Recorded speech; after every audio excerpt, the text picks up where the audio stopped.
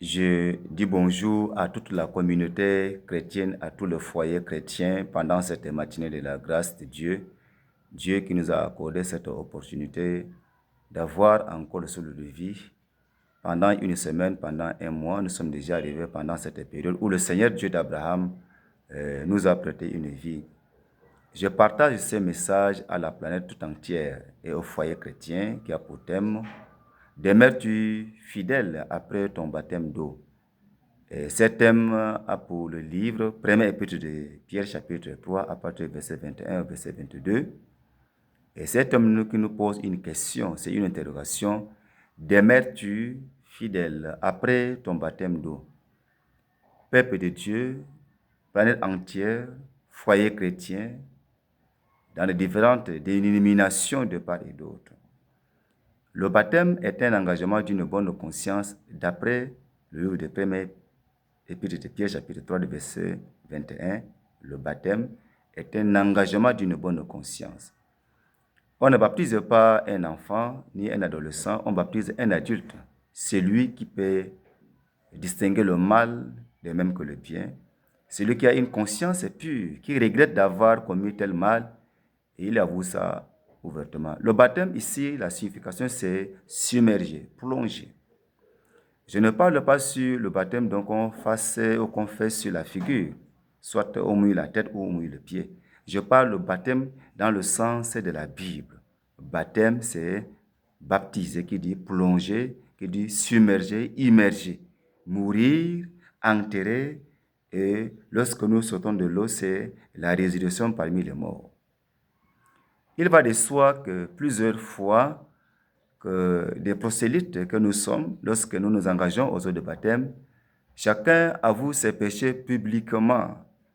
Devant les eaux de baptême, les poissons sont témoins, le ciel est témoin, la terre qui est le marchepied de Dieu est témoin, et même les hommes de Dieu pendant ces jours, et les oiseaux qui passent et qui reviennent, sont aux témoins que vous êtes tenus debout, autant pour moi, et vous avez avoué vos péchés ouvertement, sans embâche. Et à la fin, vous avez dit, je ne le répéterai plus au nom de Jésus. Vous apportez un serment. Vous avez juré. Mais ce qui est maintenant marrant, c'est que, aberrant, est-ce que tu demeures fidèle après ton baptême d'eau? Est-ce que tu demeures fidèle? Le même péché que les hommes ont avoué devant les eaux de baptême, après seulement la sortie de l'eau, nous le voyons encore respecter, répéter les mêmes choses. Bien-aimé dans le Seigneur, il va de soi, quand le Saint Jésus-Christ va revenir, il va te poser la question, pourquoi encore tu es devenu comme un chien qui vomit et qui revient encore prendre ses vomissures? C'est la raison pour laquelle ce thème, c'est matinal, qui dit, demeures-tu fidèle après ton baptême d'eau? Nous ne baptisons pas des petits-enfants, nous baptisons des adolescents. Celui-là qui compte ses pas de chez lui, il vient là où il y a un cours d'eau, pas dans une mare, pas dans une piscine, pas dans un marigot où l'eau est sur place. Nous amenons le peuple de Dieu, les prosélytes, là où il y a un cours d'eau, lorsque l'eau est encore vivante. Mais ce qui est aberrant à nos jours d'aujourd'hui, il y a beaucoup de dénominations. Oui, c'est vrai, je ne suis pas là pour vous critiquer, je suis en train de vous présenter le message. Demeurons-nous fidèles après nos baptêmes d'eau? C'est la question qui nous est posée. Te voilà, tu t'es engagé devant les eaux de baptême, tu dis que tu es un voleur, tu es un fornicateur, tu as commis des adultères, tu as commis, n'est-ce pas, des fornications, tu as fait la masturbation.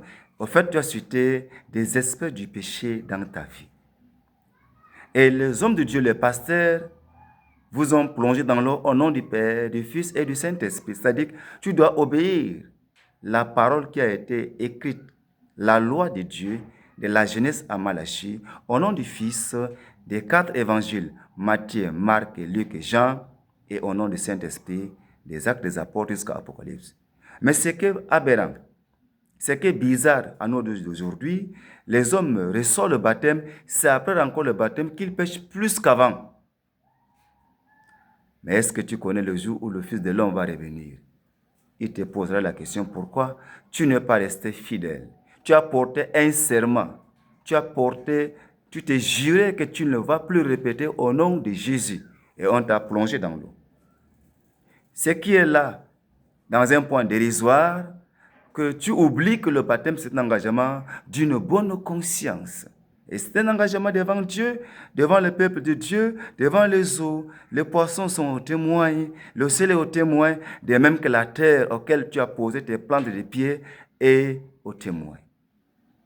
Mais te voilà, fréquenter encore des bivettes. Te voilà, fréquenter encore des cabarets. Te voilà, fréquenter encore des bistrots. Te voilà encore fréquenter le chemin des voyants, des marabouts.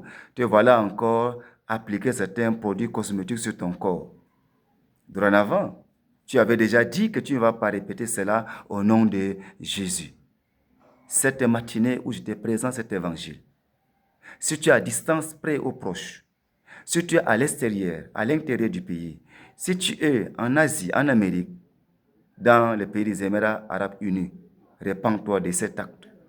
Si tu ne demeures pas fidèle après ton baptême d'eau, il est temps de revenir à ton Créateur Dieu. Dieu t'appelle. Pourquoi, mon frère? Tu t'es engagé, tu t'es juré. Mais si tu voulais aussi répéter les mêmes péchés, il fallait que tu rassembles tous ces hommes, que ce jour, ils étaient témoins pour dire que non, je me suis trompé maintenant, je voudrais encore reprendre la vie ancienne. Mais lorsque tu voudrais maintenant pécher, tu regardes à gauche, à droite, pas devant, en arrière, mais tu oublies des choses. Le ciel qui est le trône de Dieu, la terre qui est le marchepied de Dieu. Il n'est jamais trop tard de revenir à ton Dieu, à ton Créateur. Demeures-tu fidèle après ton baptême d'eau? C'est la seule question qu'on te pose. Beaucoup des anciens des églises, ils reçoivent le baptême d'eau, mais ils laissent certaines choses dans ce qu'ils font aujourd'hui. Si tu ne demeures pas fidèle après ton baptême, il est temps de recevoir la part de Dieu. Répands-toi, Jésus t'appelle au baquet de l'agneau. Il te regarde, il te voit, il t'appelle à ce que tu acceptes sa parole. Quand on reçoit le baptême d'eau, on s'est juré, on veut abandonner l'ancienne vie, on veut devenir une nouvelle créature. C'est pourquoi, dans des épîtres de Corinthiens chapitre 5, verset 17, qui dit, si quelqu'un est en Christ, il est une nouvelle créature. Voici, les choses anciennes sont devenues nouvelles et toutes choses sont devenues nouvelles dans sa vie. Si tu étais un voleur, tu t'es répandu devant eux de baptême, maintenant tu deviens le gardien des choses d'autrui. Si tu étais un fornicateur, non, tu vois mais tu ne regardes pas. Si tu étais celui qui commettait l'adultère, tu dois oublier ça déjà. Si tu étais un menteur, tu dois dire la vérité. Mais c'est que marrant, c'est que illicite à la loi de Dieu, lorsque vous sortez des eaux de baptême, vous reprenez le péché plus qu'avant. Vous savez que c'est un engagement d'une bonne conscience. Jésus a marché avec ses propres pieds. Lorsqu'il avait 30 ans, il a reçu le baptême d'eau. Mais le baptême de Jésus qui n'était pas sur le baptême de la repentance, c'était l'accomplissement de la parole de Dieu. Mais tous ceux qui venaient dans le Jourdain trouver Jean-Baptiste, ils confessaient les péchés publiquement. Mais après ce baptême, ils n'ont plus répété le même mal. Pourquoi? Après ton baptême, tu reprends les mêmes choses, les mêmes péchés. Jésus t'appelle. Si tu ne te répands pas, si tu ne te ressaisis pas, le jour où le Fils de l'homme va revenir sur la terre, tu regretteras amèrement. Tu vas avoir ta paix. C'est pourquoi, dans Apocalypse chapitre 22, verset 12 jusqu'au verset 17, il est dit, heureux ceux qui lavent les robes. Le verset 2 dit que, voici, je viens bientôt, et ma rétribution est avec moi pour rendre à chacun selon ce que son œuvre.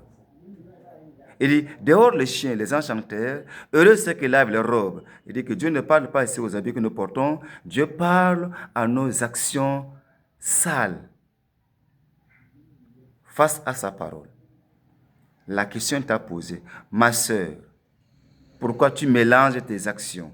Pourquoi tu reprends encore la même vie? Pourquoi tu manges tes vomissures que tu avais déjà avouées? Tu t'es juré, tu as porté le serment devant les hommes de Dieu que tu ne vas plus le répéter. Mais te voilà, tu continues avec les avortements, tu continues, tu découches, tu continues encore avec des fornications, tu continues avec des masturbations, tu continues à boire, à fumer, tu continues à te droguer, tu continues à des querelles, à te disputer. Mais cependant, tu as la carte du baptême, mais cependant, tu es un chrétien, mais cependant, tu es le chef d'un mouvement. Ça peut être Kem Koki, ça peut être le chef des flambeaux, le chef n'est-ce pas, de la chorale, le chef des chantres, mais te voilà, tu continues à porter encore des préservatifs, de condoms. Vous savez que tout chrétien qui porte le condom, le préservatif, il n'a pas part à la vie éternelle. Et si aujourd'hui que les Blancs, dans la sauvagerie, n'est-ce pas, de la civilisation diabolique, a fabriqué le préservatif pour faire le planning, mais toi, un jeune, tu portes le condom pour faire quel planning alors? C'est la question qu'il reste à savoir. Si les mariés portent les préservatifs pour faire le planning, et toi donc, un jeune que je te vois, une jeune femme que je te vois, tu as ça dans ton sac, dans ta poche, maintenant tu fais quel planning exactement? C'est cela. La fidélité, c'est l'observation de la loi de Dieu. La fidélité, c'est l'acceptation de la part de Dieu, c'est la mise en pratique de cette parole. C'est cela la parole de vie. Et c'est la parole de Dieu. Toi qui volais, tu continues à voler encore. Toi, tu dis que tu ne voles plus, tu ne vas pas tricher, tu ne vas pas mentir, tu continues à mentir. Mais lorsque le Fils de l'homme va revenir, où seras-tu en ce jour? Demeures-tu fidèle après ton baptême d'eau? C'est cela la question qui nous a été posée. Tu peux être ancien. Il y a beaucoup d'anciens de dénominations. Je ne parle pas de l'Église. L'Église, elle est souveraine. L'Église reste le corps de Christ. Et Christ est la tête de l'Église. L'Église est celle-là qui n'a pas une tâche, qui n'a pas un mal, un péché en elle. Je parle de dénomination. Tu es un ancien. Mais parmi les choristes, tu as ta copine là. Tu es un pasteur. Parmi les femmes de charité, tu as ta copine là. Mais lorsque le Fils de Dieu va revenir, où seras-tu? Le faux pasteur et le faux prophète, le faux procédé et le faux chrétien. Répentez-vous et convertissez-vous. Cette matinée, elle est bénie. Cette matinée, elle est remplie de la saveur de Dieu. Cette matinée, elle a un accent particulier pour toi. Je te conseille de recevoir cette parole pour toi, pour ta famille et pour ton quartier. Si cette prédication t'a tellement intéressé, je te prie de m'appeler par ce numéro. Si tu es à l'étranger, tu mets plus 235 66 52 10 52 plus 300 plus 35 93 98 49 18. Je suis l'évangéliste Kangaran Kopanka Emmanuel depuis le Tchad. Que Dieu te bénisse. Soyez bénis et envoie ça aussi à ton parent le plus proche ou à ta copine ou à ton copain. Vive la parole de Dieu. Heureux et victoire. Pour celui qui reçoit cette parole, tu seras béni. La seule question, demeures-tu fidèle après ton baptême d'eau? Si oui, as-tu abandonné le mal que tu commets? Sinon, pourquoi tu demeures encore dans le mal? Le mal a pour le père le diable. Le mensonge a pour le père le diable. Vive la parole de Dieu. Jésus bénit, Jésus guérit, Jésus baptise du Saint-Esprit. Celui qui détient la clé de la vie éternelle, il vient bientôt. Heureux et victoire, ce jour où il viendra pour ses élus, tu seras avec lui dans les airs pour revenir juger l'humanité. Paix à ton âme, salut à ta vie. Béni soit pour cette parole. Au nom de Jésus, le seul médiateur est sauveur de tout le monde. Au nom de Jésus-Christ. Amen.